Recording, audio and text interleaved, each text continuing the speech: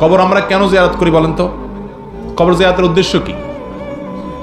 আমরা বেশিরভাগ মানুষ মনে করি কবর জিয়ারত মানে হলো মুর্দার উপকার করা, এটা হলো কবর জিয়ারতের মূল উদ্দেশ্য। এই জন্য হুজুরের টাকা পয়সা দেয়, হুজুর আপনি যে আমার মরা বাপ, আমার মৃত মা, আমার কবরের সাহিত্য আত্মীয় স্বজন ময় মুরব্বী, তাদের কবরটা আপনি একটু জিয়ারত করে দেন, দিলে তাদের উপকার হবে। ভাইরা আমার, কবর জিয়ারতের প্রথম লাভ হলো যে জিয়ারত করে তার নিজের। তাইলে হুজুর কবর জিয়ারত করে তার লাভ করলো, আবার আপনি পয়সাও দিলেন। তাহলে কি হলো জিনিসটা? আম সালা দুইটাই আপনার গেল, আমও গেল সালাও গেল, দুইটা পাইছে কে? যদিও হুজুর সওয়াব পাবে না, কারণ টাকা নিছে যে।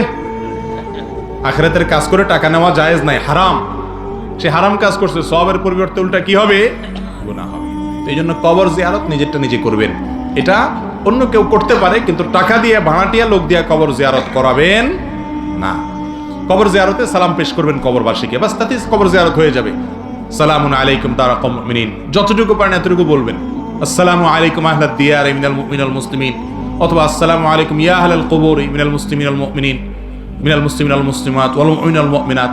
সালাম পেশ করবেন কবরবাসীকে, এটাই হলো জিয়ারত। নবী করিম সাল্লাল্লাহু আলাইহি ওয়াসাল্লাম বলেছেন, জুরুল কুবুর ফাইন্নাহা তুযাক্কিরুকুমুল আখিরা, তোমরা কবর জিয়ারত করো, কারণ কবর জিয়ারত করলে আখিরাতের কথা স্মরণ হয়।